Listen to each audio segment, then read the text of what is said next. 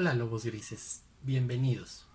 En el video anterior conociste el propósito de este nuevo corte, así como los aprendizajes esperados del mismo.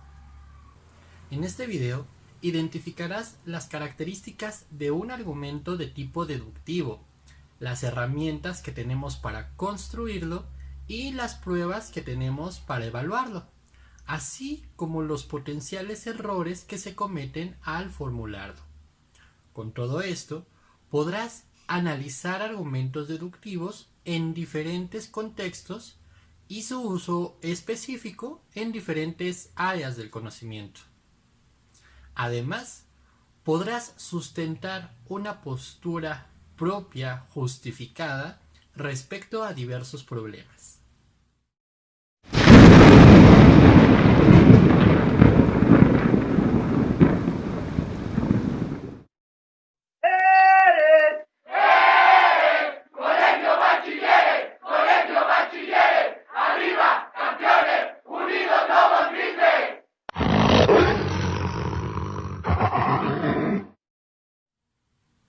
Un argumento deductivo es aquel cuya conclusión se encuentra ya en la relación que mantienen sus premisas. Además, se suele aceptar que una de sus premisas contiene un conocimiento mucho más abarcador o general y aplicable a algo más particular contenido en otras premisas. Pongamos un ejemplo. Las materias de la Academia de Filosofía son interesantes. Lógica es una materia de la Academia de Filosofía, por lo tanto, lógica es interesante. En el ejemplo anterior, la premisa 1 es más abarcadora o general que la premisa 2, porque la primera está diciendo algo de un conjunto de materias, las que pertenecen al área de la filosofía, mientras que la segunda se enfoca solamente en una materia nada más, la lógica. Fíjate cómo la relación entre la premisa 1 y la premisa 2 contienen ya la conclusión. Lógica es interesante. ¿Cómo construimos un argumento deductivo? Debemos atender a dos cosas: la solidez y la validez. Con solidez nos referimos a que las premisas que constituyen el argumento sean verdaderas. ¿Recuerdas el principio argumentativo de pretensión de verdad? Porque en los argumentos deductivos siempre se va a cumplir la siguiente regla. Cuando todas las premisas son verdaderas, la conclusión será verdadera. Pero si alguna es falsa, puede ser que la conclusión sea falsa o verdadera. Por eso, es mejor construirlo con premisas verdaderas, o sea, con solidez. ¿Y cómo valoramos la solidez de un argumento deductivo? Lo hacemos por medio de las tablas de verdad, que son representaciones gráficas en las que podemos observar si una conclusión es verdadera o falsa según la veracidad o la falsedad de las proposiciones que componen ese argumento. Al ser una representación gráfica, requiere un lenguaje simbólico, y para ello existe un conjunto de signos que lo configura. Así como las matemáticas usan números y otros signos para representar su lenguaje, la lógica tiene los propios. Toda proposición es representada por cualquier letra del alfabeto, aunque es común que comencemos con la letra P de proposición. Y de ahí en orden Q, R, S, etc. Es importante que cada proposición diferente tenga una letra que la identifique. Por ejemplo, todos los animales son seres vivos. Simplemente lo representamos con la letra P.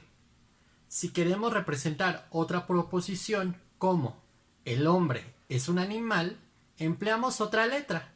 Por ejemplo, la Q. Si agregamos una proposición más, en este caso la conclusión, el hombre es un ser vivo, asignamos otra letra, R. Para relacionar estas proposiciones empleamos los llamados conectores lógicos, que representamos de la siguiente manera. Este signo representa el conector lógico de negación. Siempre que se encuentra antes de una proposición, por ejemplo P, indica que se le está negando. Si la proposición P es hombre es un animal, su negación no P significaría el hombre no es un animal o es falso que el hombre es un animal. Decimos que es falso o no verdadero o negamos que. Para que una negación sea verdadera, debe ser cierto que es falso. Observemos la siguiente tabla de verdad y su ejemplo. La primera columna es la simple proposición, que puede ser el hombre es un animal. En la segunda columna, su negación, el hombre no es un animal. Para que la negación de P, o sea, no P, sea verdadera, necesitamos que P sea falsa. Si P es verdadera, su negación será falsa. Este signo representa el conector lógico de conjunción. Usualmente lo decimos con las palabras y, además, pero, y su función es la de unir dos proposiciones. Por ejemplo, la proposición P, los animales son seres vivos, y la proposición los hombres son animales, Q. La conjunción solo será verdadera si ambas proposiciones son verdaderas. Veamos la tabla de verdad que le corresponde. La primera columna representa los valores de verdad de la proposición P, los animales son seres vivos, mientras que la segunda indica los valores de verdad de la proposición Q, los hombres son animales. El conjunto de proposiciones, los animales son seres vivos y los hombres son animales, solo es verdadero si ambas proposiciones que le componen son verdaderas. Basta con que una sea falsa para que su conjunción sea falsa. Los signos que estás viendo representan el conector lógico de la disyunción, que por lo común manifestamos con el término o, y puede ser de dos tipos. Disyunción inclusiva, cuando pueden coexistir dos proposiciones verdaderas, o exclusiva, cuando solamente puede existir una proposición verdadera. Veamos ambos casos. Si dos proposiciones como el ejercicio es un hábito saludable, P, representada en la primera columna, y la alimentación equilibrada es un hábito saludable, Q, representada en la segunda columna, están conectadas por el término o sea, una disyunción, como el ejercicio es un hábito saludable o la alimentación equilibrada es un hábito saludable. Ambas pueden ser verdaderas o solamente una. Por eso, la disyunción será falsa únicamente si ambas proposiciones son falsas, pues puede que una u otra sea la única verdadera o que ambas la sean sin problema alguno. A este tipo de disyunción la conocemos como disyunción inclusiva. En cambio, la disyunción es exclusiva cuando la relación entre ambas proposiciones no admite que ambas sean verdaderas, como en el siguiente caso. Los productos de consumo altamente procesados son dañinos para la salud, o los productos procesados son benéficos para la salud, Q. En estos casos, únicamente será verdad si solamente una de las dos proposiciones es verdadera y la otra es falsa. El signo que ves representa el conector lógico de condicionalidad, que usualmente identificamos en el lenguaje natural con expresiones como sí, entonces. Indica que la proposición que antecede a este conector es la condición para que ocurra la proposición consecuente. Será falso únicamente cuando, siendo verdadero el antecedente, el consecuente no lo sea. Veamos la tabla de verdad que le corresponde. La primera columna representa los valores de verdad de la proposición los seres vivos tienen derechos, P. Y la segunda, la proposición atentar contra su vida es un delito, Q. La tercera columna es la relación de condicionalidad entre ambas proposiciones. Si P, entonces Q. Si los seres vivos tienen derechos, entonces atentar contra su vida es un delito. Por último, tenemos el conector lógico de la bicondicionalidad, que se representa con este signo que ves aquí, y usualmente lo empleamos cuando relacionamos proposiciones con términos como si, solo si, entonces, únicamente si sucede tal cosa, entonces, exclusivamente si, entonces, y significa que esta relación entre el antecedente al conector y el consecuente al conector es verdadera solo si la verdad o falsedad del segundo depende de la verdad o falsedad del primero. Veamos un ejemplo con su tabla de verdad. Si tenemos dos proposiciones como Jesús entregó todos los trabajos del semestre, P, y Jesús aprobó la asignatura, Q, unidos por un conector de bicondicionalidad como en si y solo si Jesús entregó todos los trabajos del semestre, entonces aprobó la asignatura. Es evidente que solo será verdadera esta relación bicondicional si ambas cosas son verdaderas o ambas son falsas, pues significa que no hay otra condición que explique el consecuente, pasar la materia. Todas estas tablas de verdad nos ayudan a identificar la solidez de los argumentos que pueden ser formulados con base en proposiciones verdaderas y falsas. Por ejemplo, el argumento deductivo: si todos los animales son seres vivos y el hombre es un animal, entonces el hombre es un ser vivo.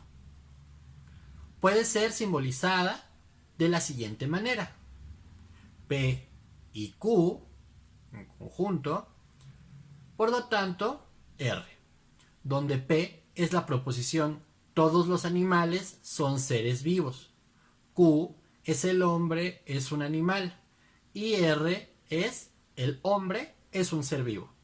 A su vez, con esto podemos elaborar su tabla de verdad, que sería la siguiente. La condicionalidad, recordemos, solo es falsa cuando el consecuente es falso y el antecedente verdadero. En todos los demás casos, la relación es verdadera. Ahora, veamos cómo evaluar la validez de un argumento deductivo, que se refiere a que la relación entre los elementos que lo componen sea tal que efectivamente la conclusión sea su resultado. Aunque existen al menos 8 leyes de inferencia básicas, en este curso retomaremos solamente las 4 más comunes: el modus ponendo ponens, MPP, el modus tollendo tollens, MTT, el modus tollendo ponens, MTP, y el silogismo hipotético. Utilizaremos el mismo sistema simbólico para poder representar las leyes de inferencia. El modo en que afirmando se afirma o modus ponendo ponens depende de la regla de la condicionalidad. Su estructura es la siguiente: Significa que si tenemos dos proposiciones vinculadas por un conector condicional y afirmamos el antecedente, la conclusión será la afirmación del consecuente. Un ejemplo de esto sería: si te cuidas tú, P, entonces nos proteges a todos, Q. Y te cuidas tú, por lo tanto, nos cuidas a todos. El modo en que negando se niega, o modus tollendo tollens en latín, también emplea la regla de la condicionalidad, pero en este caso, si negamos el consecuente, negamos el antecedente. Su estructura es la siguiente, y un ejemplo podría ser: si estudias suficiente para el examen, P, entonces pasarás lógica, Q. No pasaste lógica, no Q, por lo tanto, no estudiaste lo suficiente para el examen, no P.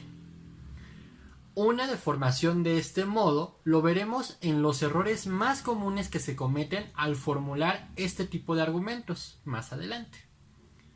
El modo en el que negando se afirma, o en latín modus tollendo ponens, responde a la regla de la disyunción y consiste en que, al negar alguna de las proposiciones implicadas en una disyunción, se afirma la otra. Por ejemplo, existe un solo Dios, P, o existen múltiples dioses, Q.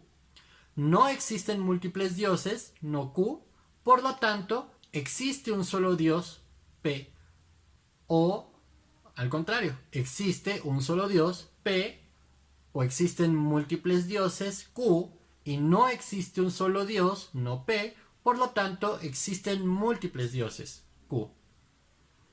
El silogismo hipotético es quizá el más conocido de los modos que podemos emplear para estructurar argumentos deductivos.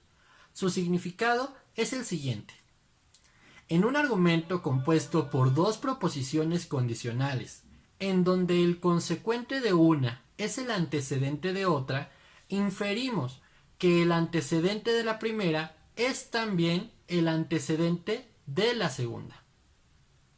Su formulación es la siguiente, y este es un ejemplo parafraseado del protréptico de Aristóteles. Tiene allí unas pequeñas modificaciones.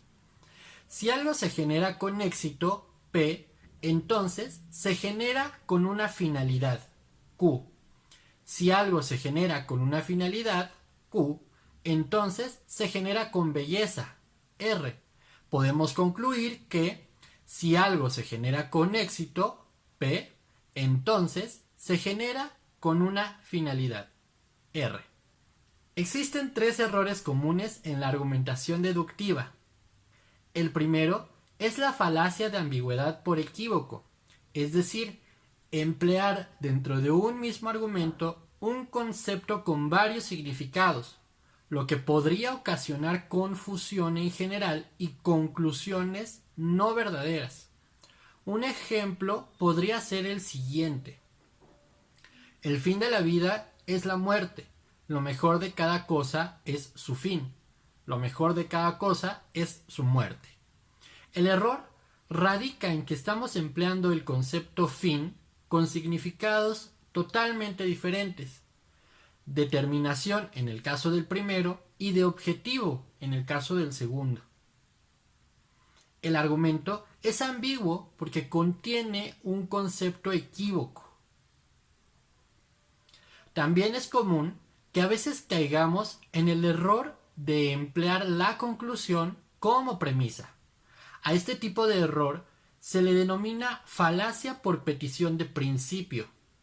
Por ejemplo, este libro es mucho mejor que el que tú estás recomendando, ya que un buen libro debe cumplir con ciertos criterios, y el tuyo es peor que el que yo te estoy proponiendo. En este caso, dentro de las premisas, una de ellas afirma ya la conclusión. En realidad, no está dando razones para sostener su posición, sino que solo la repite de manera diferente. También se encuentra la negación del consecuente, es decir, cuando inferimos la negación del consecuente por la negación del antecedente. Un ejemplo de esta falacia es: todos los que hayan leído este libro son personas cultas. No leíste este libro, por lo tanto, no eres una persona culta. En este caso, es evidente que el argumento comete un error. Da por sentado que la cultura depende exclusivamente de la lectura de un libro. Leer ese libro quizás sea una condición necesaria para ser culto, pero no es suficiente. El hecho de que no lea ciertos textos o cierto texto no implica que una persona no pueda ser culta gracias a otras fuentes de cultura. Esta es una deformación del modus tollendo tollens, en la que, recordemos, negando el consecuente, negamos el antecedente. Hagamos un resumen de lo anterior. Los argumentos deductivos son aquellos que se caracterizan por ir de lo general a lo particular y en los que la conclusión se encuentra ya necesariamente en la relación entre las premisas. Siempre que las premisas sean todas verdaderas, la conclusión lo será también.